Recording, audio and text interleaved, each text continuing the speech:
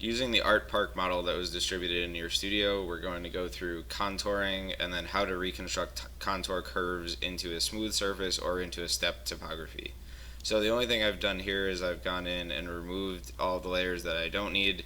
So this includes the layers with the original topography lines, and I've also done a Boolean union to get all of these chunks to be a part of the same block. So right now we have everything shown as one individual block. So the first thing we're going to do is we're going to do a contour. So the command contour.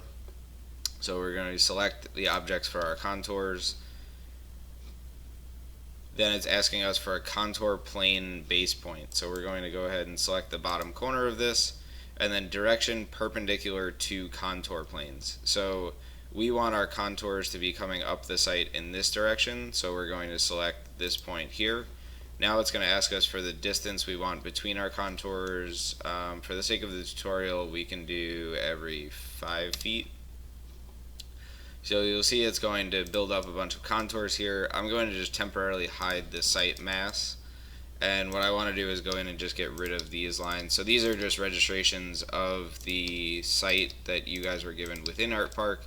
So because the tutorial is really more about how to rebuild contours into surfaces, we don't really need that part of it right now. So I'm going to just go in and copy this over. So one of these will register our smooth surface, and one of them is going to be our step surface. So the first one I'm going to do is the step surface because it's actually a little bit easier to construct. So if we go in and look at this, we basically want each one of these steps to now be extruded down. So we can now hide this again. So now if we select this, what we're going to do is just run down the edge of this model and just keep going. So it's probably a little bit easier to see over at the edge. So we're just going to keep stepping down, and we're going to keep constructing the site this way.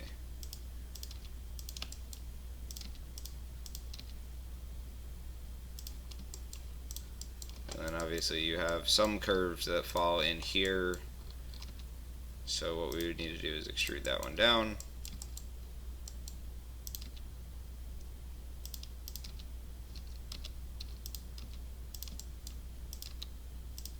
And all I'm doing here is hitting the space bar or the enter key every time so that we can redo the command.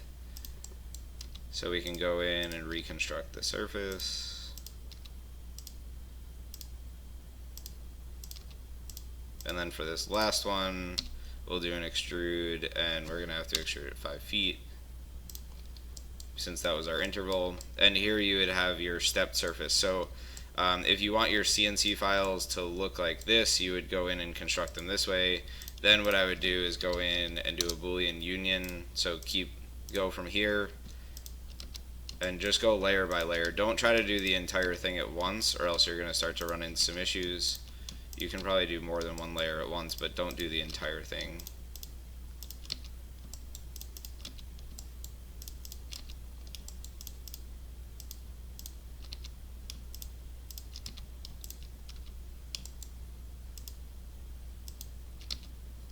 And then you're going to have this one.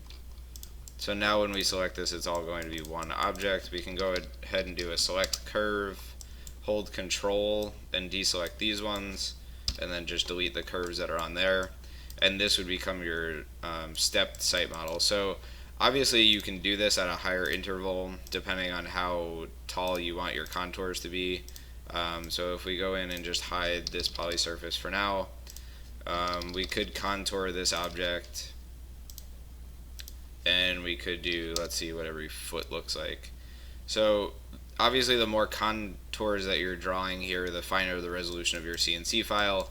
The more contours that you add, the closer you're going to get to the time and detail that it would take to do a smooth surface.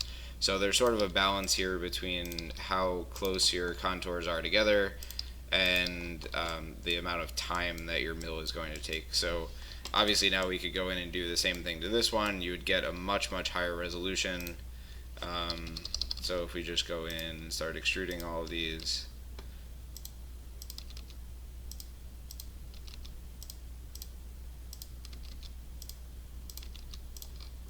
you see that you would get a much higher resolution. So you can do it this way, just going to take more time on the mill, but it usually yields a slightly nicer product. You don't want your contours to be too far apart, or else the steppiness is going to be distracting from your final model. So we'll type show to bring this one back up. We can actually go in and just delete this for now. So the next thing we're going to do is reconstruct the smooth version of the surface. So the first thing we're going to do is highlight all of our curves, and we're going to explode them. So the reason we're doing this is that in order to do the smooth version, we actually have to get rid of all of these edge curves first. So we're going to go in and just delete all of these. And the reason that we're doing this is that we only want our smooth surface to end up going through these lines and not also the edge curves. So if we keep the edge curves on there, it's going to try to sort of step down over the edge of it. So then we'll select all of these again, and we'll just type join. So the command that we're going to use for these is going to be patch. So if we go in here, we see a bunch of options. You guys can just leave these default to start out with. I think these two might be checked by default. For this case specifically, I would undo automatic trim. So if we leave automatic trim on, let's see.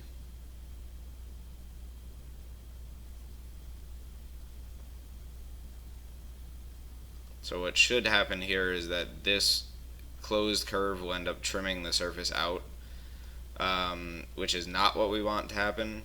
So we're going to wait and see. Yep. So it's actually going to try to trim this to just be over there. So let's highlight this again and type patch. I'm going to turn my sampling down for now. Let's change that to 2, stiffness to 1.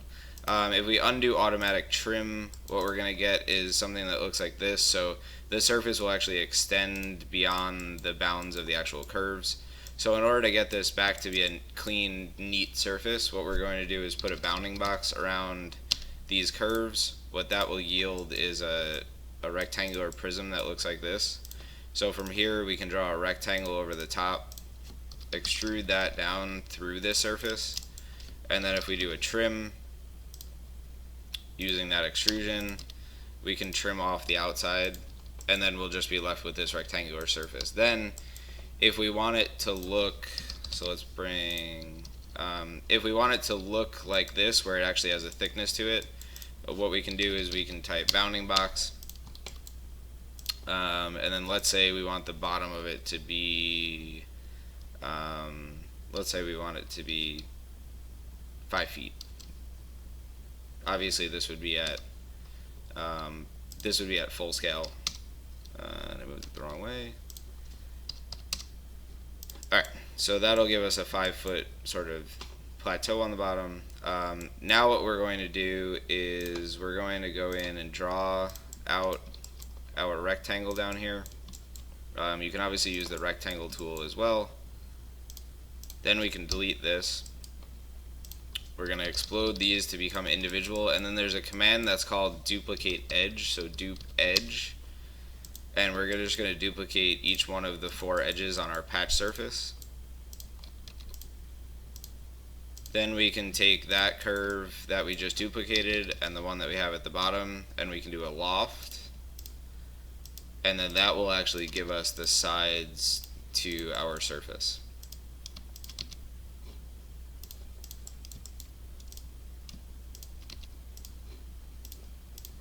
Now what we can do is if we click the patch surface, we click all those lofts that we just drew, we can join those, and then we can run a cap, and the cap will put a bottom onto our model. So this is sort of how to deconstruct a surface that has topography into contour lines and then reconstruct it. If you're reconstructing it into a surface that has a smooth patch over it, you don't need as many contour lines. Obviously the more contour lines you have, the more precise it will be, but it also takes a lot of time to generate. So if we were to do contours every half a foot, you would end up with quite a few, or it would take quite a long time for this thing to generate. So just be careful of not using too many contours. It's always best to start with a few and then if you need to go back in and add resolution, you can always add contours to it later. So these are the two different options you have. If you're coming in to CNC your models, you should either have a model that looks like this or a model that looks like this, and then we can go from there.